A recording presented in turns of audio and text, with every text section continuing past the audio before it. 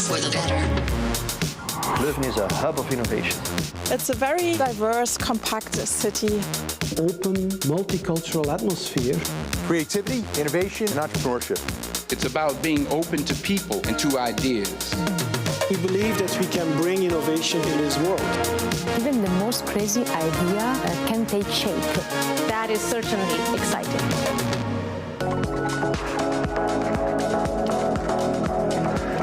Hello, my name is Nathan. I'm 16 years old. I like playing video games and I do karate and play the guitar. I like walking in nature because I like the sound that you get there, the fresh air, the animals. What do you use daily from nature? Water, ingredients to cook, we use a lot. That's it, nearly, because everything else is transferred in a sense to become something usable for humans. Will scientists be able to make everything? Science will evolve enough that they will be able to synthetically make stuff like trees and build them up. And in the end, everything needs a little bit of nature to be built, because even synthetic materials like plastic need oil, and oil is nature. So in that sense, everything comes back to nature. So I think that in a while they will be able to make everything and explain everything. I'm not saying immediately in the next 2 years, but in a couple of million years, if we're still around, then maybe they can. It's always good to think a bit ahead. Nice to see you again. Welcome at the speaker session about nature and how to connect with it. Some of you are with us for almost 2 or even maybe 3 days, so you know, but some are new to this platform. To them I say, just look around and use the platform as it is intended, not only to watch video, that's so 2010, but also to engage by chatting or by making a circle of friends and broadcasting your own content. Then, the speakers we invited to focus on the question, why don't we listen more to nature, are, for starters, Alexandra Daisy Ginsberg, an artist who examines our relationship with nature. Then we'll see Jasper Bloemen, who researches the impact of forests on climate change. After that, I will interview Avinash Manjula Basavana, a scientist who invented biodegradable plastic. And the session will be concluded by Mieke de Ketelare of IMEC.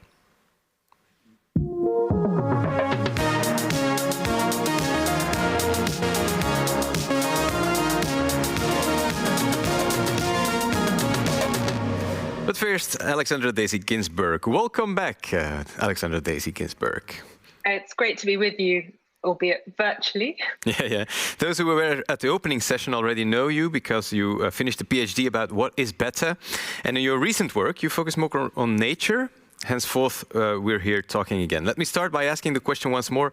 Why don't we listen more to nature? Well, it's a really good question. I'm not sure I know why. I mean, my question is really, is it in our human nature not to listen to it? Or is it the way we've built modernity to exclude it, to see ourselves as somehow separate from it or better than it? And rebuilding that relationship is absolutely essential to our future. All right. I'm looking forward to your keynote speech. Just give it ahead.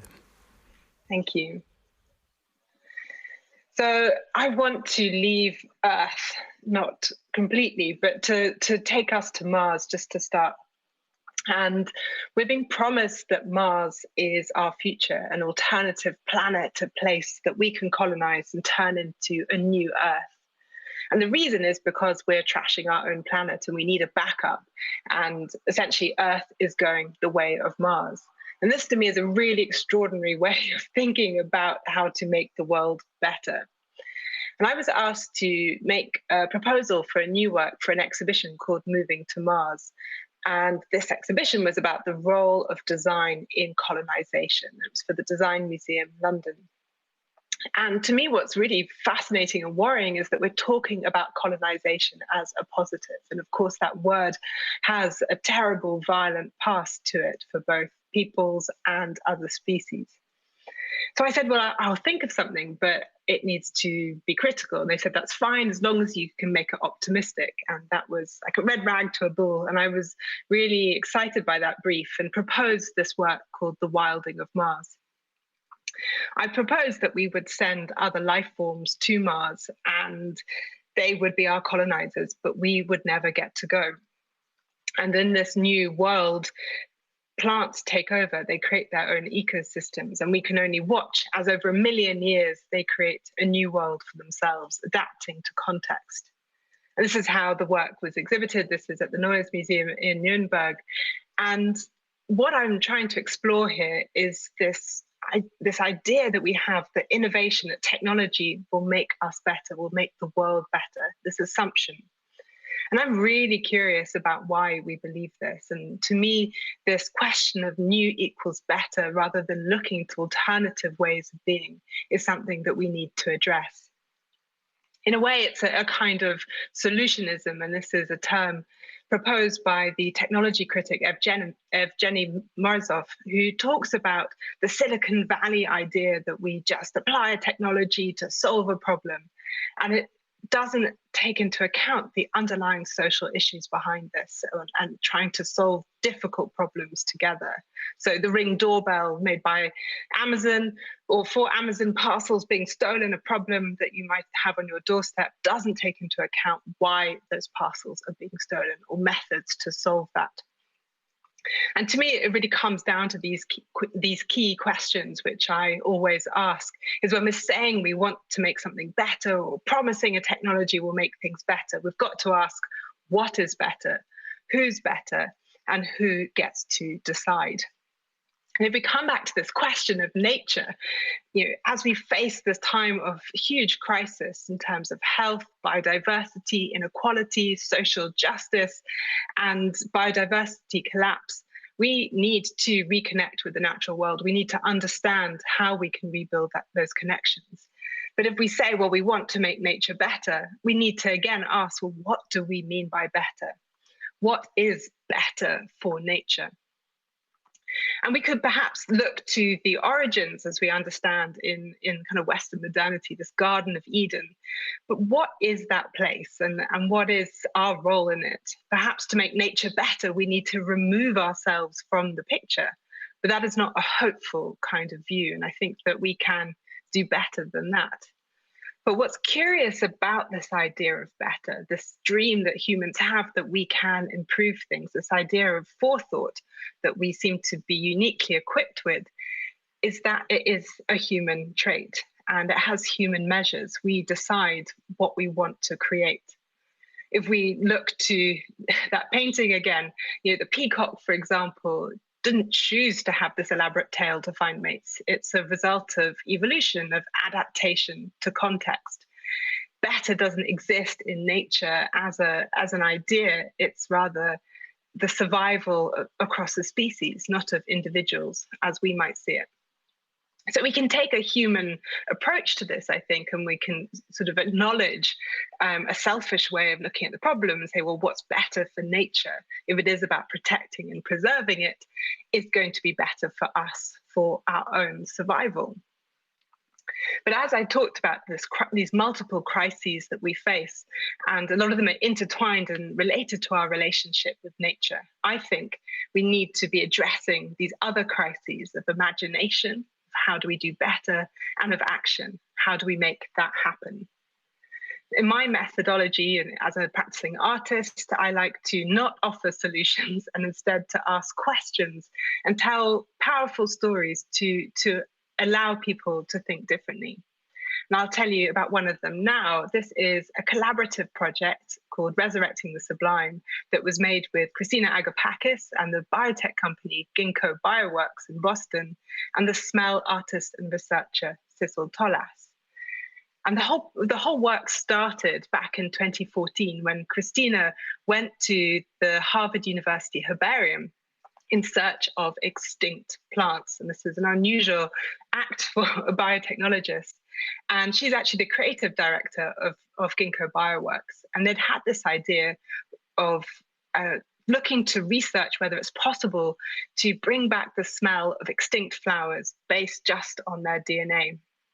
Now, the flower in that first picture grew only on this tiny island in the middle of the Ohio River called Rock Island, a limestone outcrop. And the flower was last seen in 1881. And the island itself is now gone when a dam was built in the 1920s.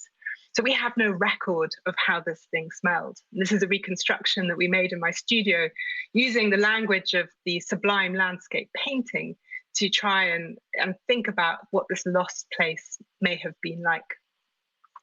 So once Christina had taken a little sample from that plant, the dried plant that was over 100 years old, at Ginkgo, the scientists worked to extract DNA and through developing a new process to identify what smell molecules the plant may have produced, what the DNA is instructing the plant to produce.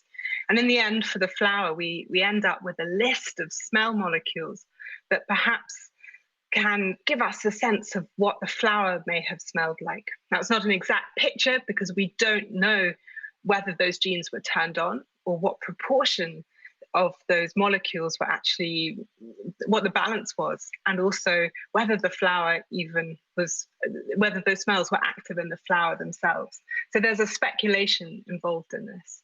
But the list of smell molecules was sent to Sissel, and this is her incredible studio in Berlin, which looks more like a laboratory. And there she reconstructed the smell of the flower. And what we end up with is a series of installations, and this is the most recent one, which I designed, which is at the Natural History Museum in Bern in Switzerland, which if you are there, I would love you to go and visit. It'll be on for another year.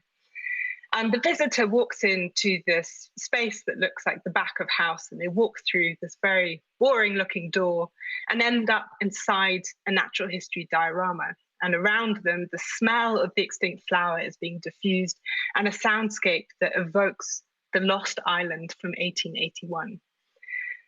Then they exit and they can look back into the diorama, and there's this moment of recognition. Instead of seeing an extinct rhino as we might expect in a museum diorama, we look back and see the human as the center of an extinction story. This is a very abstract form of nature. We're just left with the geology and the memory of a smell. And in fact, we worked on 3 different flowers that are part of the series. And so what you see in Bern is just one part of the story. But each of them is a memory, an imperfect memory. And the idea is to ask the audience to think about a plant that they may never otherwise have thought of, a very obscure moment in biological history, and to create a connection with it, to feel a sense of loss that will provoke them. But that's actually where I have been thinking about my own practice and wondering, how do we do more? And I think not just asking questions and telling stories, but enabling people to imagine alternatives and to give an audience agency is where I'm at. I feel a sense of panic about the natural environment. And it's not just about feeling loss. It's actually being able to feel empowered to do something that's really important. And so I want to use my practice to explore that.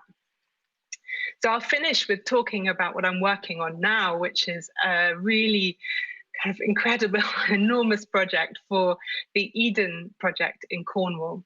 And it's about pollinators. And if you've been to the Eden Project, it's this incredible place that's not quite a botanic garden, but instead a place where you can really engage with nature in a much more democratic way.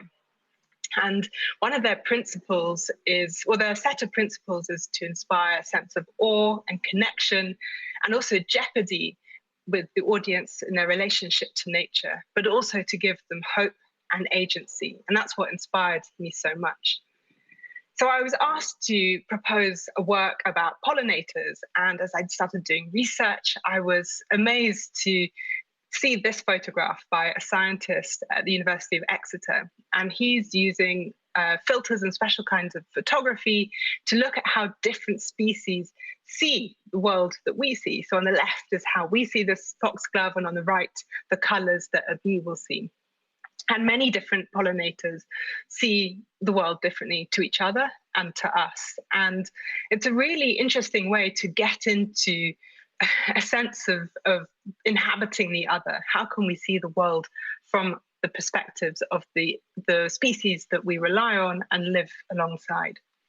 So I proposed making instead of a work about pollinators to make a work for pollinators. And this is a sketch of a garden that's going to be created by an algorithm to create a set of planting directions that are optimized for pollinators, not for human aesthetics.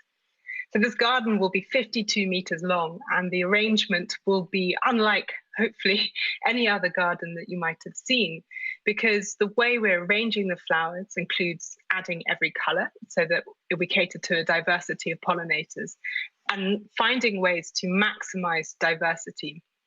So we can organize how plants can be planted sequentially, so you maximize blooming, and to cater to the different kinds of flight paths and foraging behaviors of different pollinators. So this is becoming an enormous task involving a lot of people and experts from different kinds of disciplines and bringing them together. And the idea is actually not just to create this garden at the Eden Project. And we're going to put the algorithm online, which on a website which will launch in September this year as we plant the first garden at Eden. And through that website, you'll be able to create your own garden schemes using the same algorithm. And then we invite people to plant these if they have a garden, or to find a community space to do this.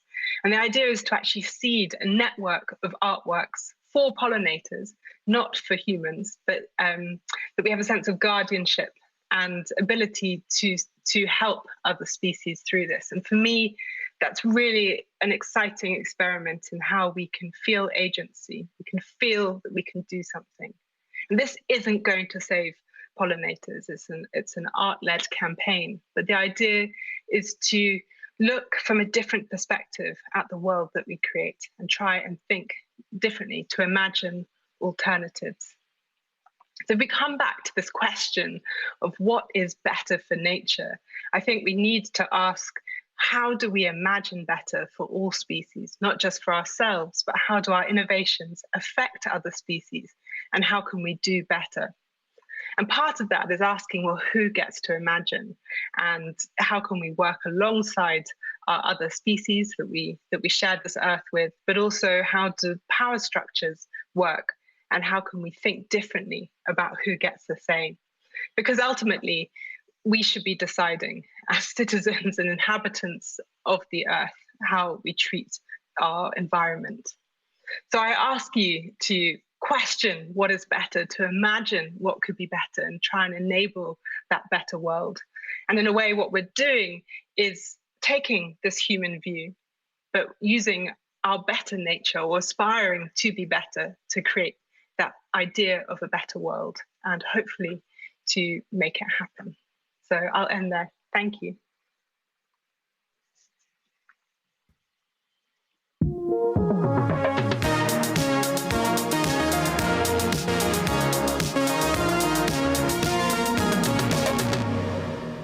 Thank you, Alexandra Daisy Ginsberg. Thank you so much. If you can travel again, I feel tempted to go and watch your installation in Bern. Please do. And if you can't, you need to plant your own artwork in September. You can have it in your garden. You don't need to go anywhere. I do have lots of flowers in my garden. I think it's not only beautiful, it's also great to see all these pollinators flying around. Yeah. You feel a sense of panic, you said, when thinking about nature sometimes. I understand you practice as an artist as a way of addressing this panic. Are you sometimes hopeful too? I think it's part of human nature to be hopeful, but somehow we say one thing and we act in a different way. And so that's really, for me, a fascinating paradox. You know, I say I want a greener world, and yet I produce a lot of waste in the decisions I make every day. You know, I buy a sandwich in a plastic wrapper, and it's this paradox that we need to address. Why, particularly in the modern world that we've created and that we're part of, do we say one thing and do another? Yeah, but that's a question for another time and another moment. I hope the Western speakers hopefully can solve that one. yeah, to address this one, why don't we listen more to nature? At least we should. That's something we have seen. Thank you so much for being with us again, Alexandra Daisy Ginsberg. Thank you. All right, next up is Jasper Bloemen, but first, of course, we'll have to reboot the stream. I'll meet you at the other side of the break.